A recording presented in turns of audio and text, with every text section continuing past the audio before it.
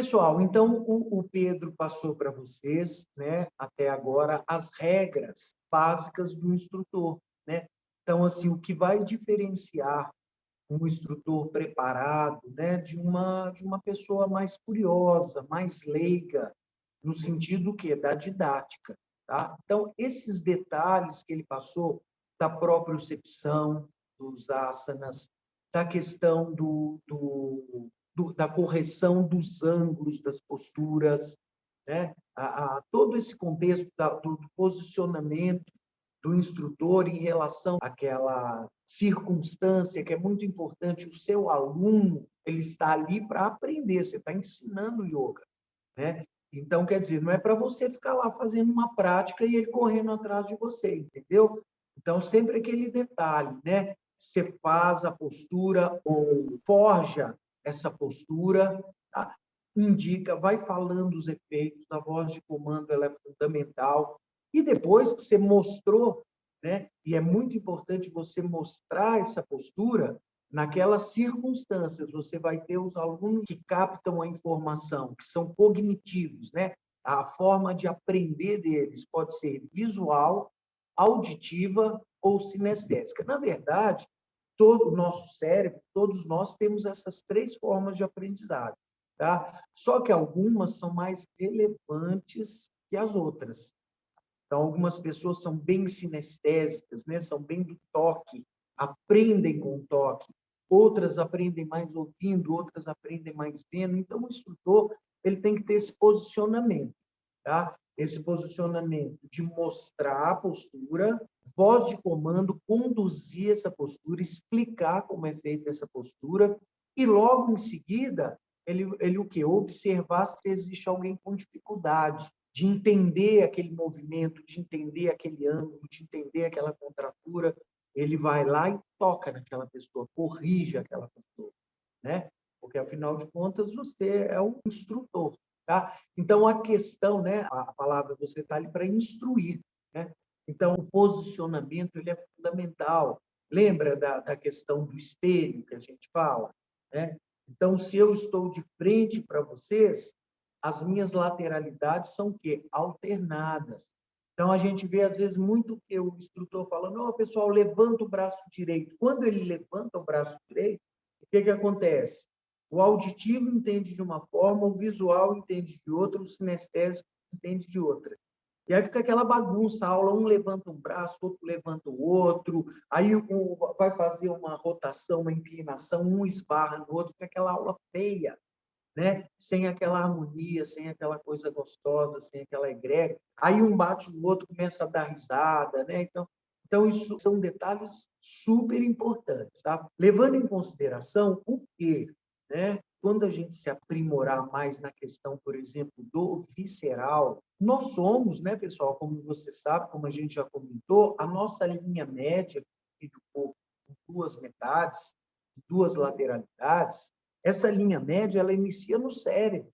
Então, nós temos dois hemisférios cerebrais. Cada um desses hemisférios é como se fosse um indivíduo à parte, né? Na verdade, neurologicamente, nós somos duas pessoas num corpo só, o hemisfério direito e o hemisfério esquerdo. Então, nós somos diferentes, apesar do comando didático ser faz de um lado, compensa do outro. Flexionou, estendeu, né? Você vai fazer o asana, uma rotação, o Matsyendrasana para um lado, você faz o Matsyendrasana para o outro. Tá? Essa compensação, ela vai funcionar como uma profilaxia, como uma prevenção, como uma aula preventiva de infecções. Ela vai funcionar como uma aula de igualar o máximo possível as lateralidades em termos musculares, em termos articulares, que a gente vai ter músculos e articulações pareadas, são pares, tem de um lado, tem do outro. Mas quando a gente aprofundar esse yoga para uma questão mais terapêutica, o que a gente vai perceber? Que um lado do corpo é totalmente diferente. Então, se você for trabalhar um fígado, então você vai ter o quê? Uma predominância para o lado direito, né? Se você vai trabalhar um baço do lado esquerdo, tudo isso cenas dos próximos capítulos, tá, pessoal? A gente ainda vai chegar lá. A princípio, vocês guardem o quê? Faz de um lado, faz do outro. Ok? Então, essas circunstâncias, elas são muito importantes no sentido de quê? De você ter uma boa didática, né? O seu aluno conseguir absorver da melhor forma possível essas informações. Depois, se vocês tiverem alguma dúvida em relação, porque basicamente a prova prática de vocês vai ser em cima dessa didática aí, né? Se você fizer esse esquema, essa linha didática aí, cara, já era, passou. Tá? Só seguir isso aí. Tá? Parece que é difícil, pessoal, mas a gente vai bater tanto na mesma tecla que isso aí vai formar um engrama, vai formar um programa cerebral que vocês nunca mais vão esquecer, vai ficar fácil, qual sempre foi a nossa ideia. Existem alguns cursos de yoga, alguns livros de yoga, né? Principalmente os mais antigos, eles vinham com um conceito muito interessante, protocolo. Então, você abria um livro, lá estava escrito exercícios de yoga, asanas respiratórios para dor de cabeça. Aí o cara punha lá uma série de aulas de yoga, protocolo de aula de yoga para quem tem dor na coluna, né? Então, assim, basicamente, os caras montavam, nos cursos, montavam uma aula. Aula 1, aula 2, aula 3. Vocês entenderam? Então, você decorava aquilo ali e aplicava aquilo o resto da sua vida. Entendeu? Então, quer dizer, a nossa perspectiva do curso, ela é exatamente o oposto disso aí. Por isso que a gente estimula a questão de conhecer o básico. Esse tipo de yoga que a gente faz, ele tem a ver com o nosso corpo? Tem. É o Hatha, é o Vinyasa. Então, tem a ver com o corpo? Tem a ver com o corpo. Então, a gente precisa conhecer o corpo. Não é uma técnica de yoga só de Jnana Yoga, que é só conhecimento, estudo, Raja Yoga, que é só meditação, né? Então, o que a gente precisa fazer? A gente precisa conhecer o corpo. Quanto mais você conhece o corpo, mais liberdade você vai ter de criar sua própria aula, de criar o seu protocolo. E esse é o segredo de um bom instrutor de yoga. Você tem aquela aula montadinha lá na sua cabeça. Ah, hoje eu vou dar uma aula, né, mais punk, vamos fortalecer músculo, vamos trabalhar, né, ativação muscular. Então, pessoal, hoje a gente vai falar então do quê? Do sustentáculo do movimento, né, gerado no nosso corpo. Qual é a estrutura responsável por todo esse processo? Os nossos músculos, tá? Então, olha só, para a gente ter uma ideia, dentre dezenas de funções musculares, quais que são as mais importantes, tá? Primeiro, é o gerador de qualquer forma de movimento, tá? Segundo, é o escudo de proteção das nossas estruturas mais vitais, como coração, rins, né? Todo o sistema de proteção do nosso corpo. Então, olha só, quando a gente fala em proteção, a gente fala em músculo, tá? A gente vai falar de proteção contra traumas externos, pancadas externas, um tombo, um acidente, qualquer coisa. O músculo protege as nossas estruturas vitais, mas olha só, ele também é responsável pela proteção dos traumas internos, tá? Então, os nossos músculos, eles funcionam como um escudo de traumas externos e traumas internos. Quem são os traumas internos? São os traumas emocionais, tá? São os traumas autonômicos que a gente sofre, tá? Então, por isso que a gente tem tantas dores musculares. Então, pô, todo mundo que você conversa, ou dói o trapézio, ou dói a ATM, ou dói a lombar, ou dói a torácica, ou dói o glúteo, né? Então, a gente tem o quê? A gente tem essa perspectiva, ela é muito interessante. A dor muscular, ela é sinônimo de quê? De que o músculo está funcionando dentro de um parâmetro de proteção. Enquanto o músculo impede que o trauma aprofunde-se dentro de órgãos vitais, ele está sendo o quê? Lesionado, ele está sendo machucado. Então, uma espécie de um escudo que, de tanto tomar porrada, ele amassa, ele arranha, ele racha, né? Então, a gente precisa cuidar periodicamente desse escudo, tá? Levar para uma revisão, pintar, desamassar, soldar, né? Se necessário for, né, dependendo da pancada que ele recebeu, a gente precisa cuidar desse escudo, tá? Porque quando o trauma ele é tão profundo que atravessa o músculo, ele vai parar onde, pessoal? Ele vai parar numa víscera. Tá? Então, as questões, por exemplo, da questão psicossomática em relação ao câncer, a um tumor, né? Em relação a uma úlcera, em relação a uma disfunção renal, uma disfunção uterina, é que aquele trauma ele foi tão forte, a sua musculatura não conseguiu segurar, não conseguiu sustentar, absorver aquele impacto. Aquele impacto vazou e acabou gerando uma patologia, uma doença. Tá? Então, vamos dizer que o que o músculo gera? Uma proteção, permitindo ao máximo que nós tenhamos uma disfunção. Então, olha só a diferença entre disfunção e doença. Disfunção é quando tem alguma coisa errada com você e você está perdendo, né, aquele órgão, aquela estrutura lá está diminuindo ou perdendo a sua função. Então, quando a gente tem disfunção, a gente não tem uma doença ainda. Tá? A doença é quando aquela disfunção ela fica por um período maior, né, comprometendo o funcionamento de um rim, de um coração, de um estômago, e aquilo acaba gerando, então, o quê? Uma lesão no órgão. Aí você vai gerar uma gastrite, da gastrite uma úlcera, da úlcera, né, evoluir para o tumor e assim por diante. Está dando para entender a importância dos nossos músculos em relação a preservar a nossa saúde, além de dezenas de circunstâncias. Por exemplo, o músculo ele é fonte de glicogênio. Glicogênio é vida, tá? É glicose, é o combustível que vai gerar o movimento, a contração muscular, que vai gerar a nossa vida. O nosso fígado e os nossos músculos, eles são o quê? Reservas desse glicogênio, dessa energia vital. Então, o músculo, ele tem vida, pessoal. Ele é vida, é aquela carne propriamente dita, né? A carne repleta de quê? De vascularização, de vida, com o intuito de movimentar, nos proteger e preservar nossa energia vital. Então, os nossos músculos, eles têm que ser tratados, né, mediante aos traumas que ele segura, que ele preserva, né, o nosso corpo, que ele preserva o nosso corpo, e os nossos músculos têm que ser fortalecidos, porque quanto mais fortalecido tiver o músculo, maior a resistência que ele terá em relação aos nossos traumas, tanto externos quanto internos. Fora isso, um músculo estruturado, ele vai gerar o quê, pessoal? Ele vai gerar uma boa postura, um livre fluxo dos fluidos vitais.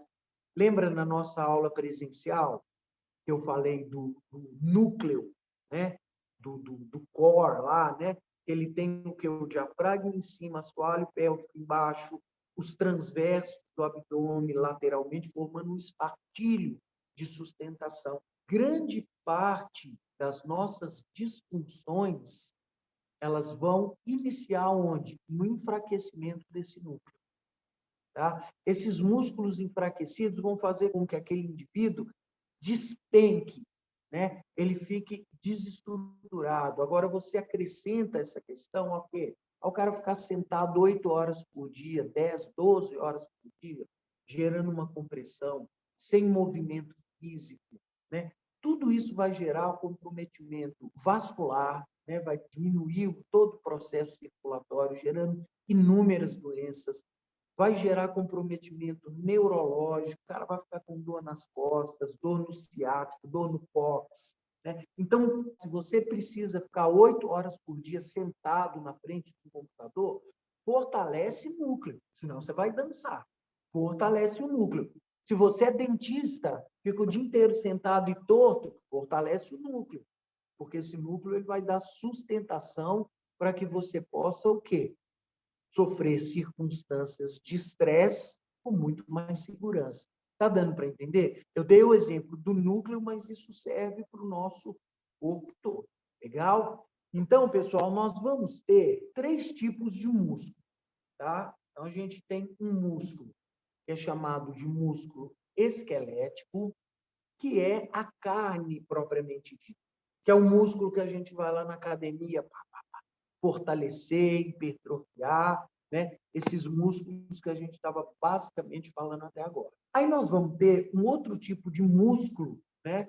Que é o nosso músculo chamado de músculos lisos. Então, ó, esse músculo esquelético, ele também é chamado de músculo estriado, porque ele é cheio de estrias, que são as fibras musculares, tá? Então, nós temos os músculos estriados, que é o músculo esquelético, que é a carne, que é o músculo da academia, que você vai fortalecer, que é o músculo do yoga, tá? E nós temos, então, a musculatura lisa, que é chamada de musculatura visceral. O que significa isso? Os nossos órgãos, né, um grupo de órgãos, geralmente os órgãos ocos, que a gente chama de vísceras, eles são compostos de músculo. É um tipo diferente de músculo? É um músculo liso, mas é músculo. O nosso estômago, ele é um músculo, ele é composto de músculo. O nosso esôfago é composto de músculo. O nosso intestino é composto de músculo. A nossa vesícula, músculo. Pessoal, o útero, músculo, né? A bexiga, né? O reto, tudo músculo, tá? São músculos lisos e, por essa razão, eles são chamados de músculos vegetativos, ou seja, a gente não tem, entre aspas, um comando sobre esses músculos, tá? A gente já viu o quê? Que o Dhyana Bandha, que o Nauli, o Mula Bandha, uma série de exercícios do yoga ativa esses músculos por vontade própria. Mas a grande maioria das pessoas não tem acesso a essa musculatura, tá? É uma musculatura que age mediante a um sistema nervoso autônomo. Você estando dormindo, você estando em coma, você estando passeando, está tudo funcionando, tá? Qual que é a grande circunstância para se relevar em relação a isso? Se é um músculo autonômico, ele é inconsciente, tá? É uma musculatura que recebe informações do nosso inconsciente, ou seja, os nossos traumas esquecidos, eles vão se manifestar nos nossos órgãos, sacou? Então, assim, situações emocionais de frustração, raiva, de ressentimento, tudo isso tem que ir para algum lugar porque você sentiu, né? Então, olha que interessante. A gente escuta muito falar isso, né? Que o ser humano, ele se torna aquilo que ele pensa, né? Então, tem a teoria da força do pensamento positivo, da reprogramação neurolinguística, tudo isso funciona? Funciona, mas isso aí é só a ponta do iceberg. Porque, na verdade, pessoal, nós não somos aquilo que nós pensamos.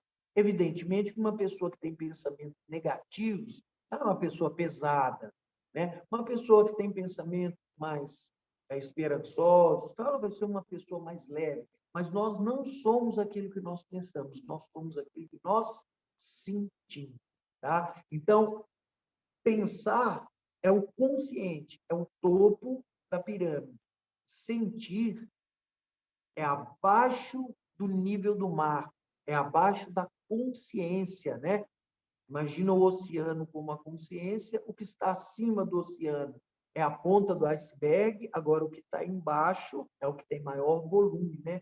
Tem maior estrutura de influência sobre a gente, tá? Então, nos nossos órgãos, a gente pode avaliar uma questão emocional, percebendo como está a condição daquele aluno, daquela pessoa, daquele paciente em relação às suas vísceras, tá? Deu para ter uma ideia? Então, ó, os músculos viscerais ou músculos lisos, eles estão muito mais relacionados ao nosso inconsciente. Então, nosso controle sobre eles é bem menor e para algumas pessoas é basicamente nulo. O yogin trabalha muito o controle desses músculos aí via exercício específico, né? Pranayamas, bandas, né? Todo o sistema de mudras, asanas, Uddiyana Bandha, Nauli, tudo isso vai trabalhar de forma voluntária esses músculos involuntários. Tá dando para entender? Tá? Assim, o efeito do yoga, os benefícios do yoga, como que o yoga vai além de uma atividade comum? Já o músculo esquelético, ele já tem uma influência, ele tem um lado inconsciente, tá? A gente absorve muita coisa do nosso inconsciente ao músculo esqueléticos. O exemplo disso é o masseter, tá? Músculo da mastigação, que durante as noites de sono ele sofre o bruxismo, ele sofre uma contratura por tensão emocional, uma emoção especificamente conhecida como ressentimento e raiva. Legal, pessoal? Mas a maior parte do nosso tempo consciente, nós estamos dominando os músculos esqueléticos. Então, a gente poderia dizer que o músculo esquelético ele é um músculo bem mais voluntário. E o músculo liso ele é bem mais do que involuntário. Legal? Tá dando para entender?